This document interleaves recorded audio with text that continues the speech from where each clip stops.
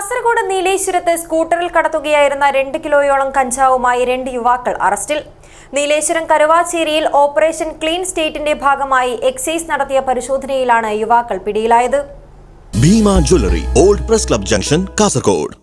1.223 kilogram കഞ്ചാവുമായി 2 പേരെ Nileshwaram excise range inspector N വൈശാഖും സംഘവും അറസ്റ്റ് ചെയ്തു. കാഞ്ഞങ്ങാട് ആവിക്കര LP സ്കൂളിന് സമീപത്തെ എ നവിത്, കുശാൽ നഗർ നരസിംഹ ഹൗസിൽ HA അശ്വന്ത് എന്നിവരെയാണ് നീലേശ്വരം കരുവാച്ചേരിയിൽ നിന്നും അറസ്റ്റ് ചെയ്തത്. രഹസ്യ വിവരത്തെ തുടർന്ന് രാത്രി 8:30 മണിയോടെയാണ് ഇരുവരെയും പിടികൂടിയത്.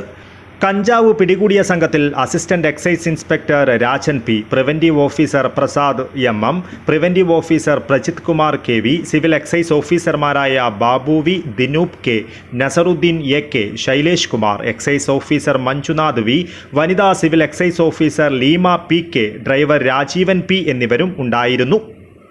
News bureau, Kanhangad.